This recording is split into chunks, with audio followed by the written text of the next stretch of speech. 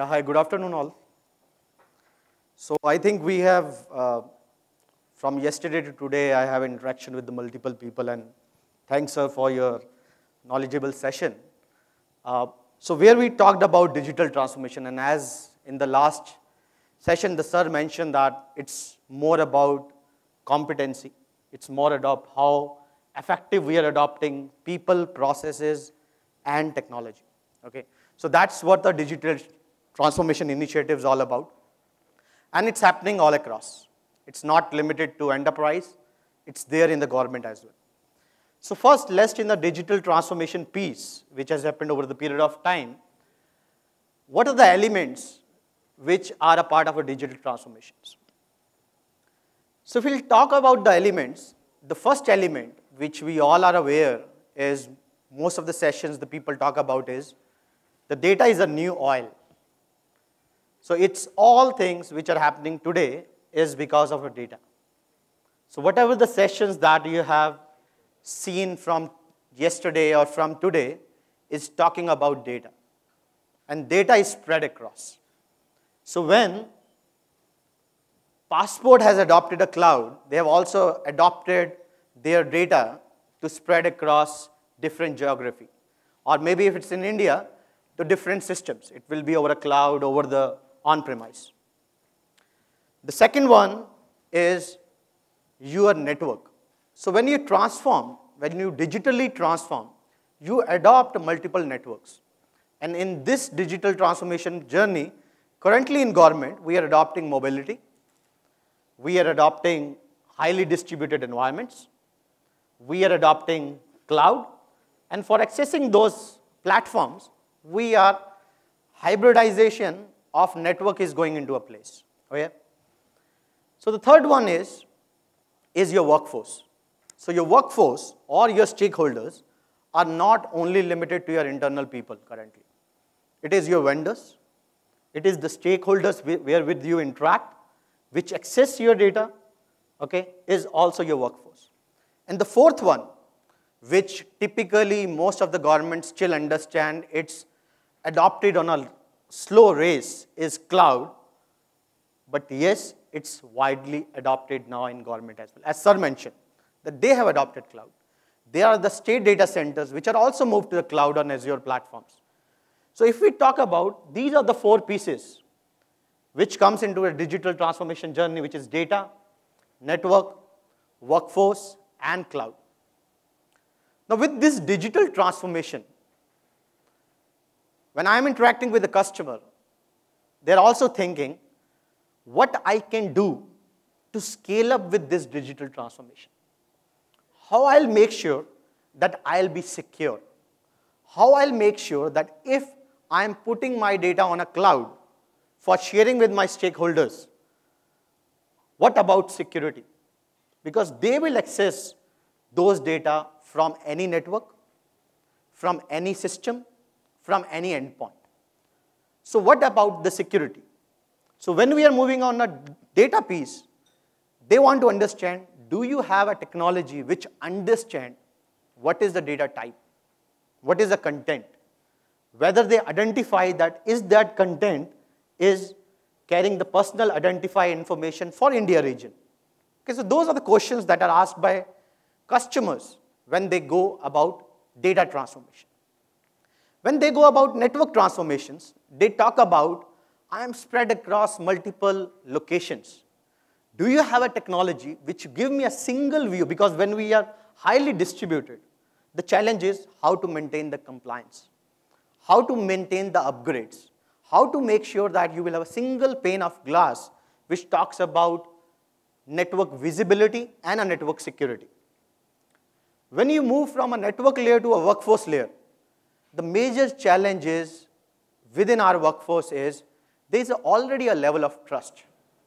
And we are purely relying our cybersecurity policies on that trust. We don't challenge that trust. Specifically in government, we don't challenge. But if you talk about a multiple framework which has adopted across the last year, take an example of a CARTA as a framework, which says continuous adaptive risk and trust assessment. Risk and trust needs to be continually reassessed. Is talk about retrusting your workforce. Whether it's your internal people, whether your external people, monitor them, because they may not be intentionally doing a violations, but they are malware driven. And the fourth one is cloud. When you move to the cloud, definitely you lose the visibility. It comes as a black box to you. So this is the challenges and the digital transformations we have seen within the government organization. Now I'm talking about multiple initiatives. So I have taken the 2-3 initiatives. There are multiple initiatives which is going on. I'm hearing that from yesterday, that there are so many initiatives that has done, like by Maharashtra government, they have worked on that Vahan and other applications where they have digitized that complete information and they are sharing those informations with the different stakeholders. So I'm taking about examples of top 2-3 digital initiatives. So the first one is the data protection and privacy. So there is an initiative which is going on as Personal Data Protection Bill. It's still not an act, it's a bill, which is purely on a footprint of a GDPR. And we all know it's a General Data Protection Regulation, came in the last year 2018 by EU region, by European region. And what it talks about is your processor, the creator and a processor of personal data informations needs to understand how the information is collected, how the information is processed, how the information is shared, okay? And it implies to, or going to imply, once it's an act, to all type of data. It will be a sensitive personal data, it will be related to health, it will be related to financial, it will be related to generic data as well. And there are other draft pieces which are currently in place of lawful processing of that personal data. Data localization, this is going in a big way. These are discussions which are going on that the data should be localized. It should be within India. But there is a debate which is going on that if it's been in India and you want to use the best of the breed analytics, which takes the feeds from outside geolocations, how you will compete with the other industry standards. And the data breach penalties, okay? So giving this strategy, how the technology will help you. So this is the processes which is going to come as an initiative from a government side, but how the technology should help you. So the technology should help you in first discovering that personal data, because we all are storing personal data for personal use, for corporate use, but where it is gets stored. So the first way, the technology should help you in inventory of that data. Once you have an inventory, the technology should also help to configure a personal data flows, which means if I am processing a personal data, how the data I will take, what is the product complete data life cycle I will use internally, and then the end user should have a right to, the data should be forgotten or needs to be removed. All these needs to be in place in technology to come and close to this PDP. And once, and I was discussing just in one of the meeting in the morning, is purely from how to notify that if you already have seen an incident. We all know there are the people who are getting breached, but because there is no law currently, there is no mandate that it needs to be in the news, right? And those who are already in the news are already facing an impact of a brand reputation. So once you have the breach, is the tool is capable enough to give you a view based on the risk? And do you have a complete forensics to support that breach pre and post? So there is a technology which we call as a Forcepoint insider threat, Forcepoint data protection, which can help you in those forensics investigations, not from a normal user perspective, but also from a privileged user perspective, where you can drill down to the risk-based report, what that user has done over the period of time, and you can go to a level where you can also capture a desktop video replay of that user. Okay? So this is a technology which is supporting a one type of transformation. Now we are moving to a transformations. What happened? Okay. So now we are moving to another transformation, which is a network transformation. Because when we are adopting a technology, there will be a network which is also getting transformed. And we have a very good example for that. The statewide area network, 2.0 version is adopting that in a high level. How they are doing is, they are providing an anytime, anywhere connectivity to most of the state offices, most of the government state offices for voice, video, and data. And they want this network to be reliable and scalable. And they want to use, because they provide this network for accessing applications which are lying in a state data centers. So they want the quality of service to be applied, traffic to be engineered, optimized, and they are also looking for now multiple service providers. Most of the SWANs, the main provider is BSNL. But they are also looking for some other providers from horizontal scaling piece of it, from availability piece of it.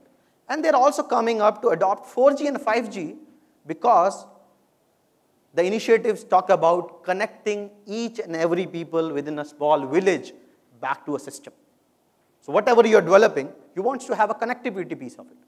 Now, how this initiative can be supported by a technology? So there should be a technology which can work with any carrier grade solution. It can be 4G, 5G, it can be ILL, it can be ISP, it can be MPLS, and provide you a single pane of glass for that security. So when we talk about that security says, let's adopt a technology which is secure software-defined wide area network, okay? Which says, let augment whatever the MPLS piece you are adopting. So few of the government says, okay, we are purely on MPLS, we will not move to an internet, whether as an SD-WAN is a technology for me? Yes. You can augment multiple MPLS, and SD-WAN is not about only connectivity. It is also about security. And SD-WAN says connectivity and security integrates and form a software-defined wide area network technology. So the technology should have augmentation, the technology should have a security, and in our case, the SD-WAN technology that we provide are inspected and validated at each layer. So we are a strong SD-WAN player, we are a strong firewall player based on the security, we are a strong IPS player, and the other question customer asks is how to manage it. How can I manage 800 point of presence from a single state headquarter system? That's where manageability comes into place. So we have a customer in government spread across 2,500 locations managing from a single pane of glass, which means upgrades you can do centrally. You can check the performance of all the links from a single management console. You don't need to rely on each and every ISP provider to do that. Then, other important piece is you are achieving a branch level security by adopting SD-WAN. So the trusted network, which is whether it's on a district headquarter, whether it's on a block level, originating a security threat will be blocked on the block level only. It will not come to your state data centers and then blocked by your parameter device stored in the MPLS. So that's how an SD-WAN is supporting that network transformation initiatives. And then maybe you have a multiple view to it, how it looks like. You can, it will monitor your packet loss, latency, jitters across all the segments. So the third initiative is, definitely is going in a big way, is I've taken an example of state data center, but it can be for any data center, any government data centers, which talks about analytics and automation.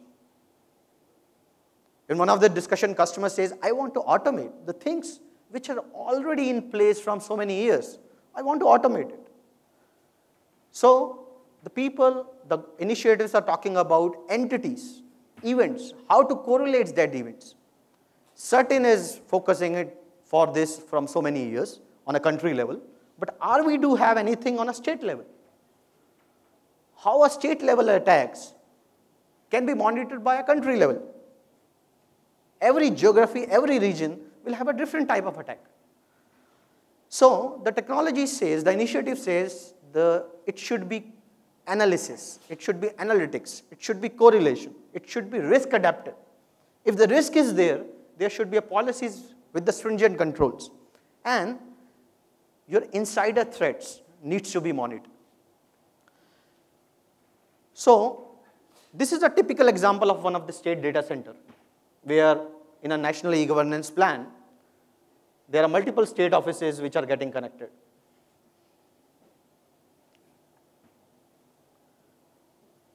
And the person who is managing that state data center or data center manager or any individual will not have a view what is going on within a state data center from privileged users.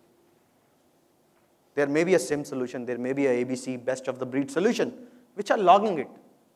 But what about if I want to apply a risk adaptive control? If I am seeing that based on certain activities, I want more stringent controls. Do I monitoring a user behavior currently? No. Why? Because I have a level of trust. I have a strong contractual obligation with the vendor, I'm secure. But what about if your data is compromised? That contractual obligations may come as a reactive piece. It will not be proactive. So here we are talking about moving from reactive to proactive. I will take maybe one more minute to it. So the Forcepoint approach is whatever you are coming up as a part of your entities. It can be your threat intelligence, it can be environmental activities, it can be behavioral activities, it can be your access systems can feed to a system which we call as a human point risk system, risk engine. And this engine will analyze who they are. What are those entities? What they do? Why they do? Building a context. And basis that context, we build the risk level for each component and help in operational efficiencies, insider threat detection, and also risk adaptation. Means, basis the risk, I can apply a different controls to that data. Okay? So with this, with the Forcepoint, there are multiple set of technology solutions that we provide. But it's all about the business need. It's all about the business case. Okay? So if you have any questions, I may have another 30 seconds, or I'm here, we can have a one-to-one discussions on that. But this is what we have seen, how the technologies support in accelerating the digital transformations. Okay? Thank you. Thank you so much. Thank you.